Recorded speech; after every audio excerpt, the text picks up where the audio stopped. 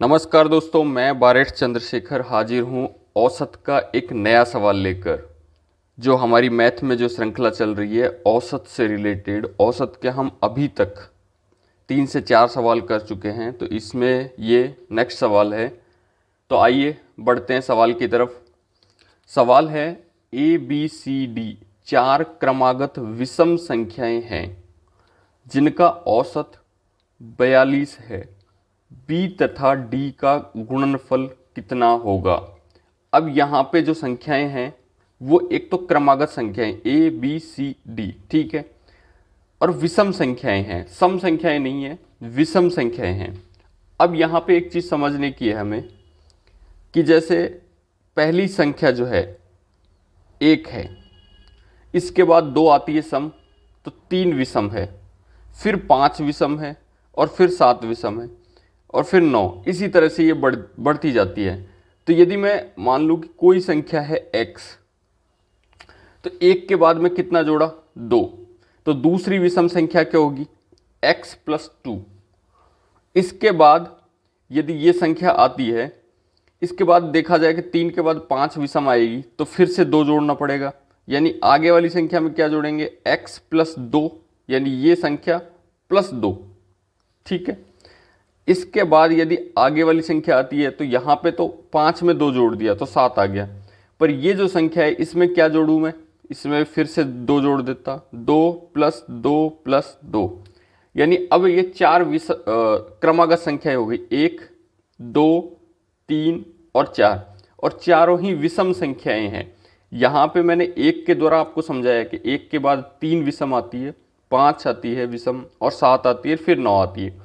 यहाँ पे हमें पता नहीं है कि कौन सी संख्या विषम है और ली गई है इस सवाल के अनुसार, तो हम x मान लेते हैं। x के बाद आगे जो विषम संख्या होगी, यानी उसके आगे वाली होगी, तो वो x + 2 होगी। जैसे 1 के बाद में 3, यानी 1 + 2 बराबर 3 आया, तो उसी तरह x + 2 बराबर x की आगे वाली विषम संख्या। उसके बाद यदि 3 के बाद में विषम संख्या निकालनी है, तो मुझे 3 में फिर से 2 जोड़ना पड़ेगा, यानी इसके बाद की विषम संख्या कब निकलेगी, जब इसमें जो 2 जोड़ दूंगा, तो x + 2 + 2 ये इसके आगे वाली विषम संख्या है। इसके बाद यदि मैं 5 में 2 जोड़ दूं तो 7 आ जाता है, यानी ये विषम संख्या है।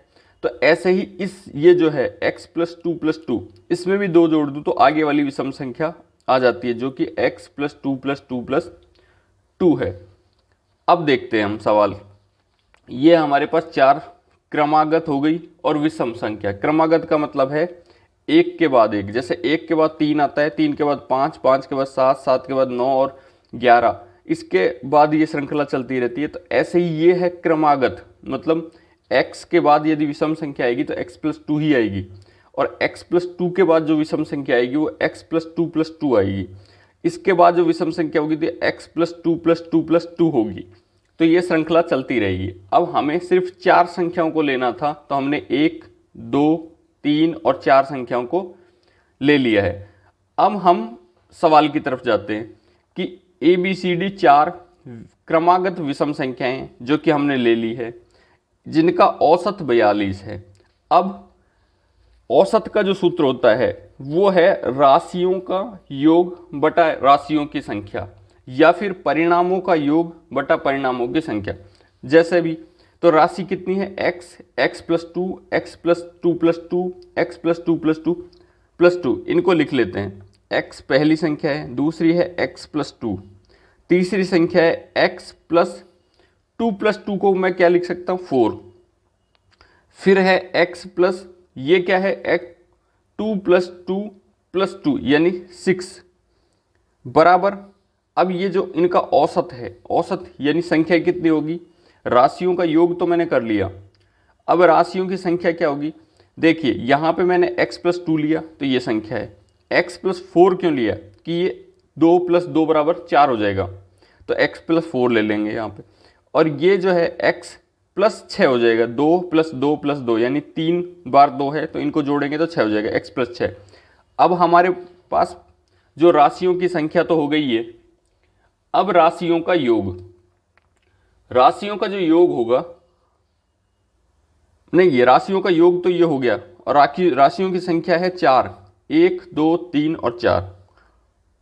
इनका औसत कितना निकलता है? इसका औसत है 42। अब हम बढ़ते हैं आगे।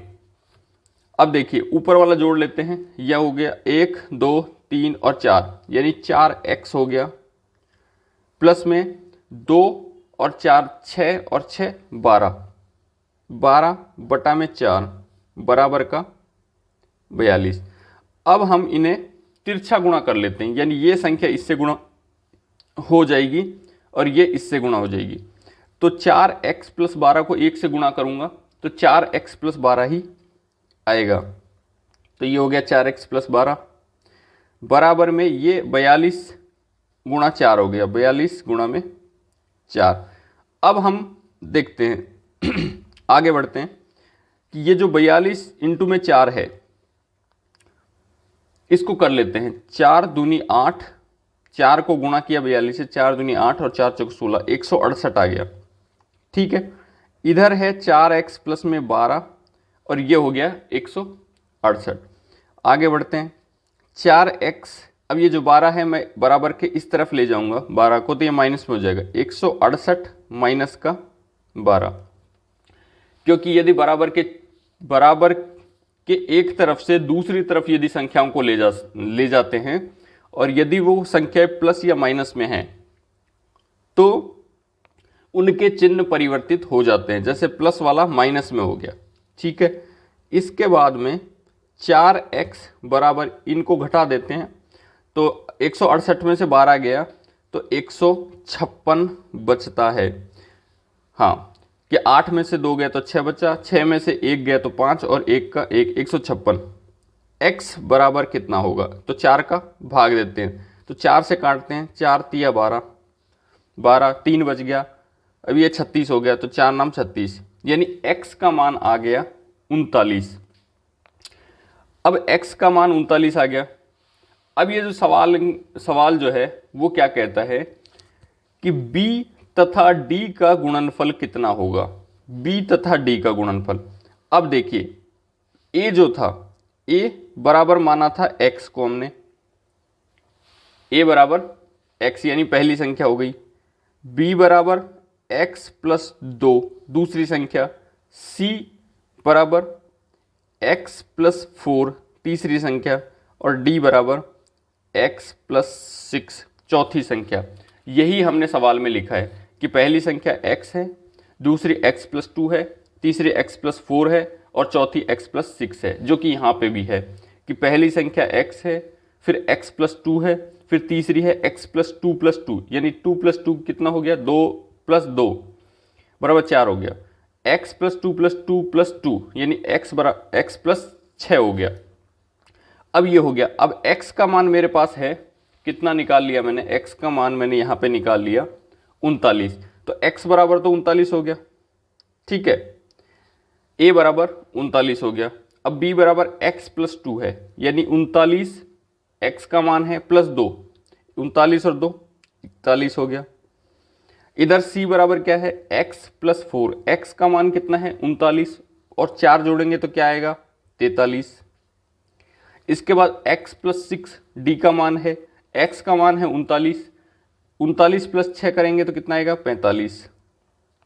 अब जो सवाल बोल रहे हैं कि b तथा d का गुणनफल कितना होगा? b ये है और d ये है, b गुणा d का गुणनफल, b गुणा d बराबर क्या लिख दूं मैं? 41 गुणा में 45। अब इनको गुणा कर लेते हैं हम।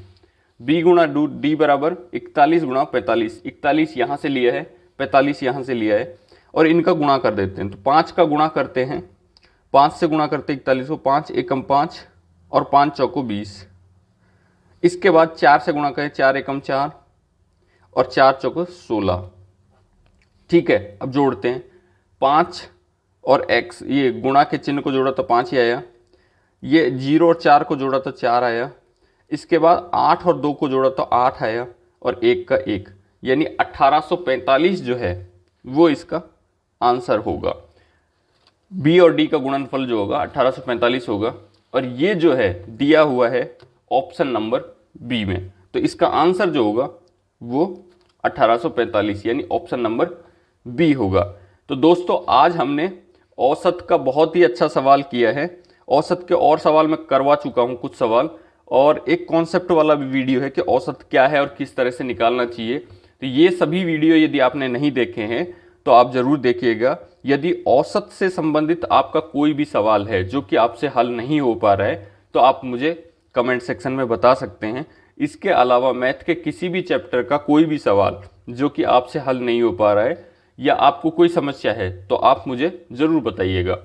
तो दोस्तों आज के लिए बस इतना ही। मिलते हैं नेक्स्ट क्लास में किसी नए सवाल के साथ। बने रहिए मेरे साथ। धन्यवाद। नमस्कार।